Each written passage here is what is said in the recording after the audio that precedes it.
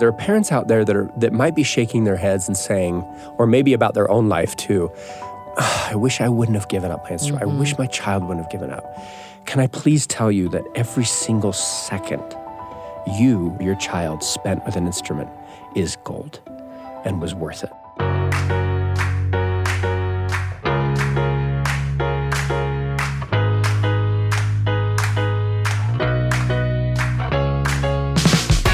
Welcome to The Lisa Show, where we take a good look at life.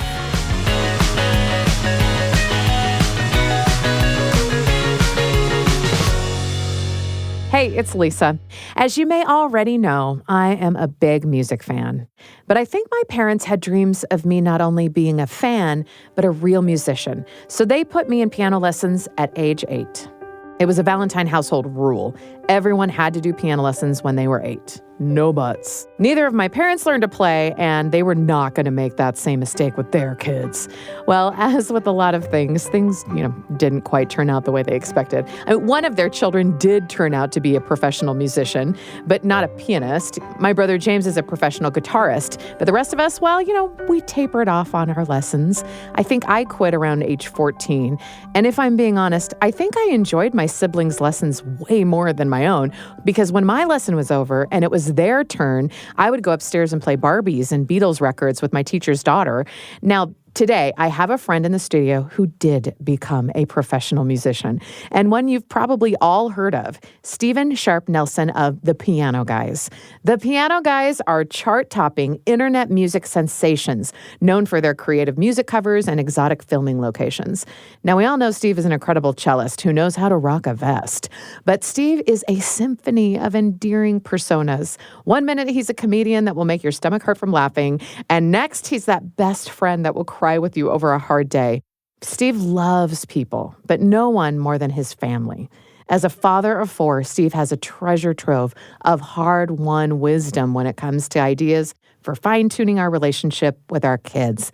And he'll share some of those ideas in this episode. And spoiler alert, a lot of good parenting happens in the garage. You'll see what I mean. I've told you a little bit about Stephen Sharp Nelson of The Piano Guys, but now I'm going to let him introduce himself. Generally, I just say I'm a musician. And then that intrigues people. And there's always a follow-up question. Really? Because people are like, can people do that and make a living? I mean, it's fascinating to people. I mean, we know the only difference between a professional musician and a large pizza is that the large pizza can feed a family of 4. That's the big difference there. I mean, do you like that? Professional musicianship, I tell you, it's such an oxymoron. It's interesting to see where people go with, I'm a musician. Oh, okay. Are you in a band?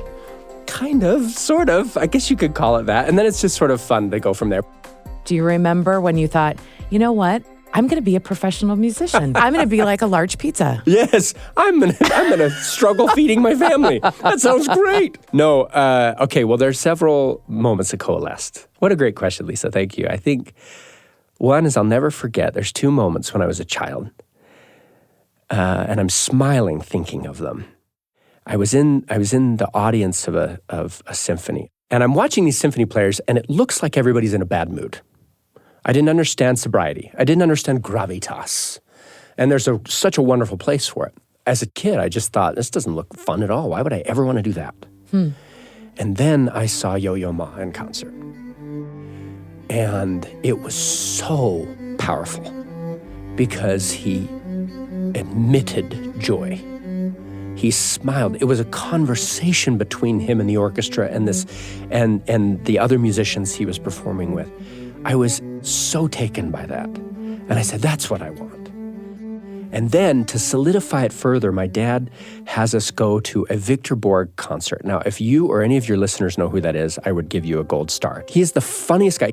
He would use classical music, but he would make fun of himself and the classical music in a very highbrow way, an innovative way. And he would turn everything on its head. And everybody was laughing hysterically. And I'm like, this is what I want to do. I want to be so inclusive with people and use laughter to get them to love good music. Because he would make them laugh. And then all of a sudden he'd say, now I'm going to play this classical piece for you. And at that point, how receptive do you think people were? You're right. They are leaning in. And Oh my goodness. And they were crying and they were tearing up and they were emotionally engaged with it. So I think I kind of grabbed a Yo-Yo Ma and a Bobby McFerrin and a Victor Borg and a Sting and a couple other people that were influential. And then the base of this whole recipe was my mother and my father and their influence in my life. several musicians have played an important role in Steve's music journey, but that whole journey began with his parents. It was his parents who introduced him to classical music. It was his parents who took him to performances, and it was his parents that first got Steve to pick up an instrument. Well, my father believed in freedom of choice. He believed in agency. He gave me two choices. One was to play an instrument and eat, and the other one was to not. Yeah, so I could choose between those two. Was he a musician? Yes. Okay. Honestly, if you have kids that are learning a string instrument, you have to invest yourself as a parent.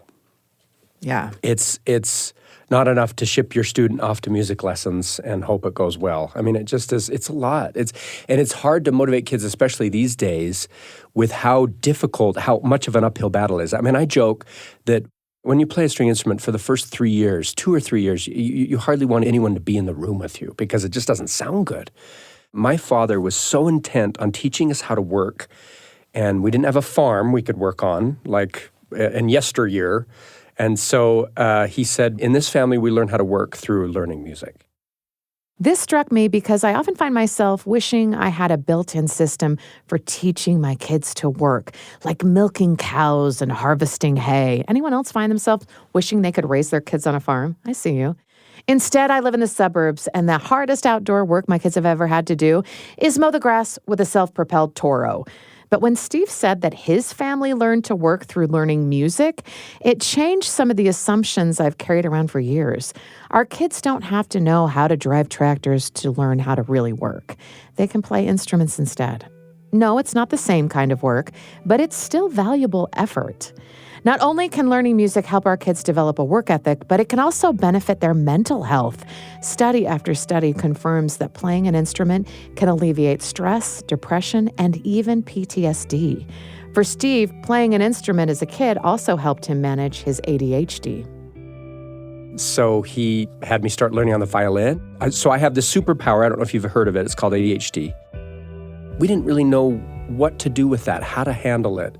So music ended up being my channel. I say music was my Ritalin, and I don't want to be flippant with that, but it really did end up being that way for me. And this is where my discovery started to occur with music. Music was an identity, a place for me to grab hold of white-knuckled, to try to understand more about myself, find value in a world that was throwing me all around and didn't know how to put me anywhere, because I truly believe that creativity is an underestimated, undervalued treatment for mental illness. I think it's important to understand that if we're in a place of depression or anxiety, which I have felt many times in my life, we should analyze whether we are spending any time in creativity. And that doesn't mean you have to be a musician or an artist. You could be a comedian like you. You could be someone who creates relationships, creates sparks in relationship. You can be a gardener. You could be a cook. There are so many wonderful ways. But I do believe that when we're creative, we align ourselves with our divine nature because we are children of a creative being.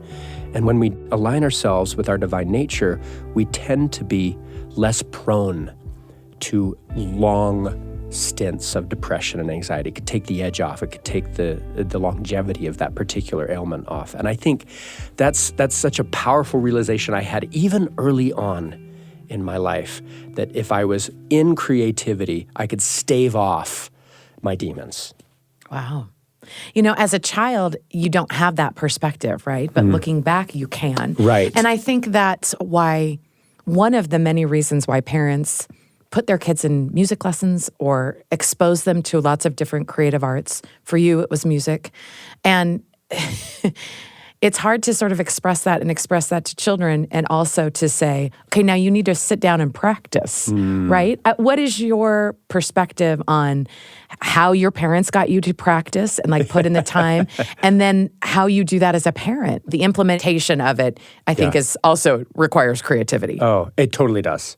And my dad was an expert at this. Yeah. He used incentives, and I called them threats sometimes when I was a child, but it's semantics. It's semantics. It's all branding. It's all branding. But honestly, what he would do is he taught me as a child. We wish that they could understand that hard work is a reward unto itself. I know. And it's just that our brains and our personalities and things that we're expecting, we're not mature enough for that. So don't expect a child to understand that. Some do. Some are outliers. But for me, it was incentives. And each child's incentives are different. Yep. And as they mature, their incentives change. And so I think what we do is we go through some gymnastics as parents to discover what incentives work and not assume that incentive has tremendous longevity to it, that our creativity needs to be refreshed. Oh, that's a great perspective. So my father, with my sister Camille, he could get her to do almost anything on the violin with gum. No way. It was just a pack of gum. That's amazing. And that's all it took. But he had to be creative. What he did is he put it on the edge of the music stand, one edge of the music stand. And when she'd do something right or when she'd play something well, he'd inch that pack of gum towards the other end of the music stand. And she would focus on that rather than focus on how painful it was to practice and how bad it sounded, She focused on, I'm doing something, this is working. And then at the end, she gets to catch the pack of gum as it falls off the other side of the music stand. So that is an analogy. Mm-hmm. You can use that as an analogy to apply to whatever your child's situation is. Do you know what your child's incentive driver is? Some children, money matters nothing to them. Some children, it's playtime. Like I have a daughter that she needs to get her practicing done before she has a play date with a friend. And that's all that it takes. And I don't know how long that'll last, but that's all that it takes. The creative outlet provided by playing a musical instrument is invaluable. It teaches our kids how to work, it improves their mental health, and it gives them an outlet to express themselves in their divine nature. But chances are these things won't happen without intentional and creative efforts on our parts as parents. We aren't meant to have an easy experience getting our kids to practice music, but we are meant to try. Lest you think I've mastered this idea and that I have 5 virtuosos at home, I don't. I didn't stick with the piano, and most of my kids didn't stick with their instruments either. I do wish I had practiced more, and I wish that I had gotten my own kids to practice more. Let's just add it to the list of parental regrets, shall we? But whether we are in the trenches of trying to get our kids to do 30 minutes a day on their violins or trumpets and pianos, or if our kids have already put their instruments behind them, like mine have, Steve has some words of encouragement. There's a couple things I want to say, Lisa. One is I would urge parents not to give up and to give themselves grace, because you are paddling up. It's such a fast current right now against you and your child that is trying to carry them down the easy path that does not result well, that does not end well. It's convenience as the driver, and ease, and we're glued to this narcotic screen that is intent upon capturing every aspect of who we want to become and robbing it from us. So give yourself grace. Don't give up. Keep trying things. And then the other thing that I'd say is there are parents out there that might be shaking their heads and saying, or maybe about their own life too, I wish I wouldn't have given up my instrument. I wish my child wouldn't have given up. Can I please tell you that every single second you or your child spent with an instrument is gold and was worth it. So even if it did not amount to a particular expectation, I wish I could demonstrate to you with an image right now of what creativity, specifically music, since we're talking about that, does to the left and the right side of the brain and the synapses connection between the two, and that every single second counts. So even if a parent gets frustrated with a child's progress or lack thereof, it still is worth every second they sit at that instrument. Instruments wield a lot of power for our kids, but we also need to remember that they're a vehicle to an equally powerful influence, and that is music. Steve explains that one of the greatest privileges he has had as a musician is to see firsthand how music can convey God's comfort and peace to an audience. Two things I would love for people to do as they walk into our concert is, one is I hope they bring their heaviness and then leave lighter. That's what I really hope for. And two is that I hope they feel the Spirit of God, because I cannot, with my music and what I say in the microphone, ever get to the root of what it is they're struggling with. But if I can just do enough to help to open their heart for the Spirit to go in, I have seen people receive some of the coolest messages, the most incredible messages from their heavenly parents that I would never have thought of or come up with on my own. And I love seeing that connection between them and their divine power and a Heavenly Father that loves them so much, and that He is so anxious to talk to them, so anxious to say, it's going to be okay. There's good things coming. I love you. I know you're having a hard time right now, but I promise it's going to be for a good reason. And if I could just be a tiny instrument, so to speak, for opening up someone's heart so they can have a conversation with their loving, loving, loving heavenly parents, it is my favorite thing. It never gets old. Tour gets old, travel gets old, deadlines get old, trying to keep up with social media gets really old, but that never gets old. I love that, seeing that happen. I remember one instance when this man emailed me, and this isn't a concert, this is the music, and he said, I just want to thank you because I am and he named the position that it was, on a submarine. And I'm like, okay, wow, tell me more about this. And he said, well, I have claustrophobia. No way. And I'm like, you got to be kidding me. He's like, I didn't really recognize it until I was deployed. He was in the Navy, and all of a sudden he's put on his I mean, does that sound like the worst nightmare ever? It does. An actual nightmare, yes. And it was for him. And he said that he could put on his headphones and listen to our music and be somewhere else. And he said it got him through. And again, is that my music? No. Was my music perhaps a small part, instrumental, I would say, in connecting with God that helped him to transport him to a place where he could be at peace? Yes. Music can be just as important an influence on our kids as the instruments that create it. The trick is to be discerning and encouraging of music that can open their hearts just wide enough for God's love to get in. For some kids, that will be Mozart or a Christian chart topper, or maybe even a country ballad. For me and one of my kids, it's a song by French jazz musician Madeleine Peru. I would sing it at night, and when either of us hears that song, it makes us emotional. I can't really explain it, but I know that for many pieces of music, the notes do more than just make sounds. They can connect us to something bigger, just like Steve said. But we'll never know unless we expose our kids to the best music we can find. Don't worry, I have a playlist for you. Steve obviously connects with his kids through music, but some of his most treasured connections are the one-on-one moments he's had with his kids before bed. My favorite time with my kids is when it's at night. And I say favorite. Let me put a caveat on there. Sometimes I'm so ridiculously tired and they won't go to bed, and it's like, oh, you got to be kidding me. But there are so many magic moments when they're laying in bed and I get to go in and I lay down next to them and we just stare at the ceiling together and we just talk and I just listen. And there's been so many profound moments, but the other day I just tried something. Parenting is so overwhelming. I mean, it's like a screen door on a submarine. It just feels like you shut it, it's not working at all. And I'm laying down next to my son and I said, Maxwell, I know I lecture you a lot. I know I offer a lot of unsolicited advice. And I know there's a lot of static. But can I ask you if I'm getting through to you with one thing, just one thing?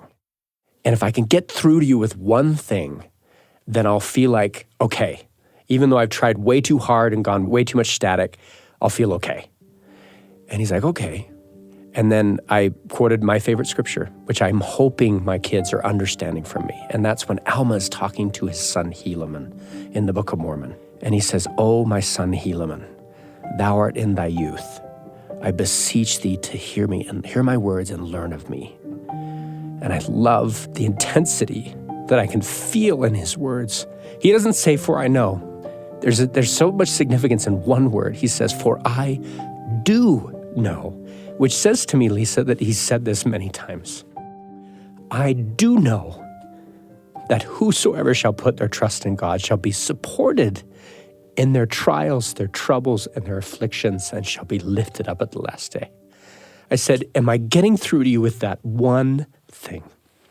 And he says, I think so. I mean, it was just like, You're like, do you understand? So I'm like, okay, Heavenly Father. And I was like, Heavenly Father, I need some help here. That didn't go as well as I hoped. And that it was still worth it to do that. And so I go into my daughter's room, 11-year-old daughter, and I try the same thing. I said, Annie, I know I give you a lot of unsolicited advice, but the preamble. And then I said, am I getting through to you with this one thing? And parents out there, whatever that one thing is, decide what it is. And ask your child if you're getting through. Why don't we do that? Am I getting through to you with this one thing if all this other stuff could be just tossed aside? And so I said, Annie, and I used her name, Annie, thou art in thy youth. I beseech thee, hear my words and learn of me. For I do know that whosoever, and then she quoted the rest with me. And I was like, thank you. I was like, okay, 1 out of 4. 25 batting 250. That ain't bad, And it was just such a wonderful moment that you don't know. And I think my son really was getting it. He's just a teenage boy.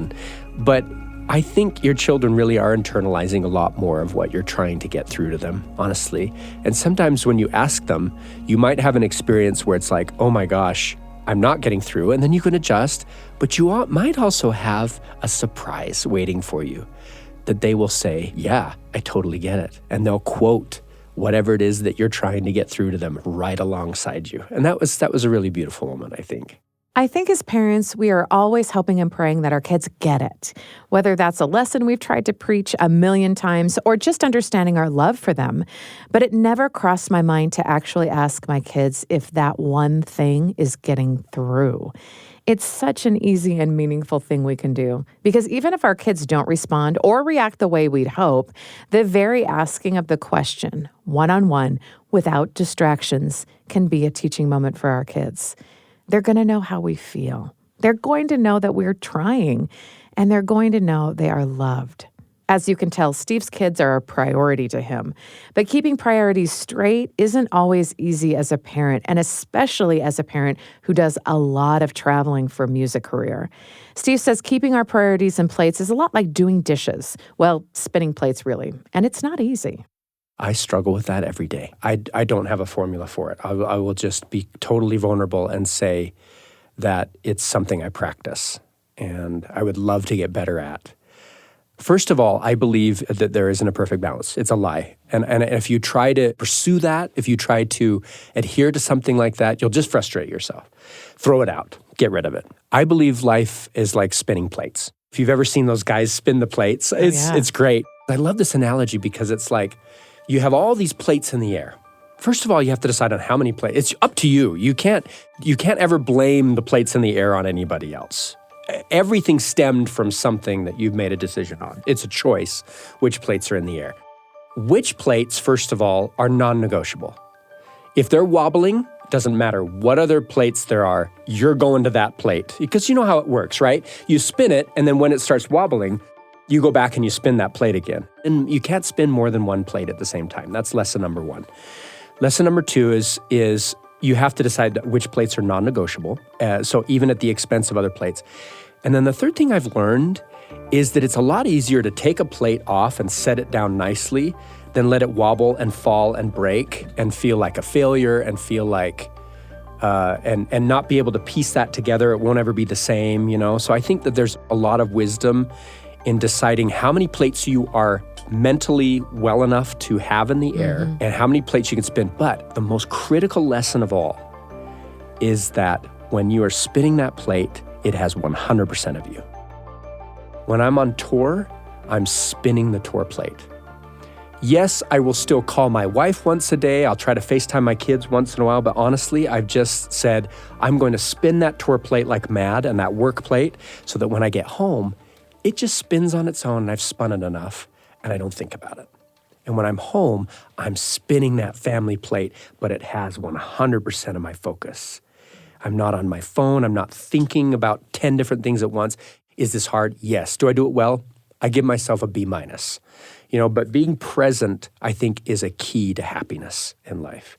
I think if we're scattered, it is so difficult to be happy. And this is coming from an ADHD guy. I've had to really work very hard at this. But if you're at your breakfast table and your child is eating a bowl of cereal and you're on your phone, which we tend to be a lot of times, try just, I always say like face down, chin up, like put your phone face down and put up your chin and then stare your child in their eyes as they're talking to you.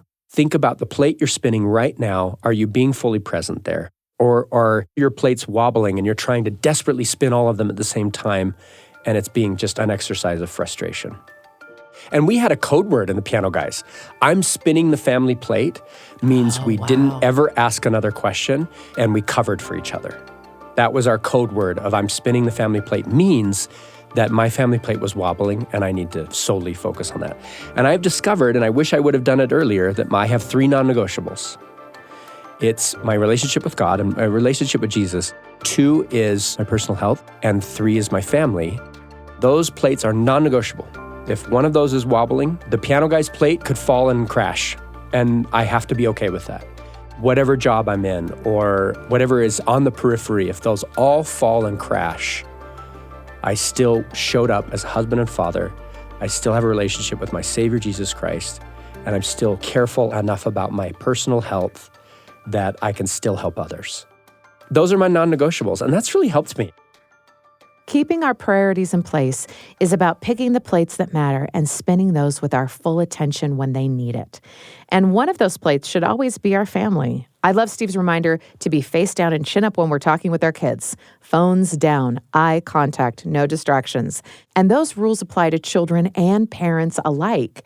They need to know they are a priority. We don't need to spend all of our time with them for our kids to know they matter. But when we do spend time with them, it should count.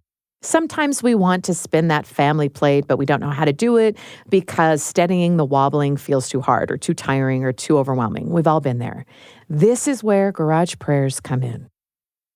When I come home from a long trip and I'm super tired, and I have, I say a garage prayer. That's a side story. I love garage prayers. Have you ever said a garage prayer? Oh, I spend a lot of time in my garage. Okay. I feel seen all of a sudden. I don't know was like, how did you know this is a thing? I don't talk about anybody. This. I'm like, I'm kind of creeped out a little bit. Yeah, I know what a garage prayer is. So they're most desperate prayers. Garage prayers give me the serenity. Oh my goodness. Like there's the temple and then there's the garage for me almost because of how sacred that place is. Yes, it's a big mess and it's a giant mess. It's my inside of my head. But it's right before the threshold of your home. Yes, exactly. Before I go home. Okay, so tell me about your garage prayer. It's I'm not feeling it. I'm overwhelmed. I don't know what I'm doing. This is too much and I have to do this thing. So help me do this thing. I can't believe I've found a kindred in this. This is so weird. Oh my gosh. Yeah. So my garage prayer is so similar to that. I can't tell you how many times my daughters come out into the garage and been like, what are you doing? Why Mom? are you sitting there? And I'm like, just a minute. I just put my finger up, just a minute, like finishing a call, because technically it's a call. A long distance one, Yep. albeit. Yep. I'll be in just a minute. But it's so important because I would hope that everybody would discover this incredible opportunity. And I look around and I'm like, I should probably clean my garage or organize it. It should be a little bit more sacred here. Like if I pray in here all the time, I should probably not have this. Here's the greatest part about that is that God comes into our mess with us, and there's no more of a truer analogy of that than my garage. Yeah, He's not going to be like, you know what, until right? you And clean it's your garage, I'm not. up. Yeah. I'm not going to be involved until that shelf is alphabetized, you know? Get your stuff together. Yeah, exactly. Despite your garage and the way it looks, I'm going to come and I'm going to help your out. anxiousness. Yeah. All you need to do is ask. Yeah. Oh, I love that. Yeah, I do too. That's so good. Yep. Even your garage can be your holy place. When we pray those desperate parent prayers surrounded by bicycles and bins, we can know they'll be heard. Our kids are God's kids too. He's anxious to help, and He will meet us in our mess. No organization required. I love that Steve is a fellow garage prayer offerer. Sure, he's a musician, but he's also a dad. He gets it. And that's why I'm so glad he came on our show today. Everything Steve has shared about connecting with our kids rings true to me. Supporting our kids in their music lessons and practice sessions won't be easy. In fact, it will absolutely require creativity to find the right incentive to keep our kids going. But whether they stick with an instrument or not, we have to remember that every second with music counts, especially when it comes to mental health. And who doesn't want to give their kids a little boost in that department, right? Music provides us the ability to connect with our kids, but we can also connect with them in conversation, phones face down, chins up. And if we really want to know how things are going with our kids, we might even want to take a moment before bed to ask them if the one thing we care most about is getting through. And I know it sounds vulnerable, but boy, I think we could really learn some things. Finally, we all want to be good parents, but we have so many plates we have to spin, it can feel overwhelming and like nothing in our lives is getting our best energy, especially our kids. That's when we need to focus on spinning the few plates that matter most in life, including the family plate, by being fully present when we're with our kids and enlisting garage prayers for God's help. I'm so grateful for Steve's advice. His ideas actually remind me of something that I've seen him do on stage when he performs. Before he gets ready to play, Steve does a quick tuning check to make sure his strings sound right. He does it so quickly you might not even notice it. Now, we may not be playing cellos, but any effort we make to fine-tune our relationship with our kids may just strike the chord we're hoping to play as parents.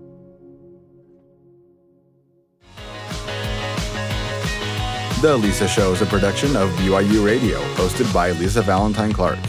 This episode was produced by Erica Price with help from Kenny Mears and post-production by Kit Merrill. If you want more information about our guests, Stephen Sharp Nelson, or the Piano Guys, you can find links to their website and YouTube channel in our show notes. If you haven't subscribed to The Lisa Show on YouTube, you can find even more content on our channel, including the Council of Moms filmed live in our studio. As always, thanks for your messages. We read them all, and thanks for listening.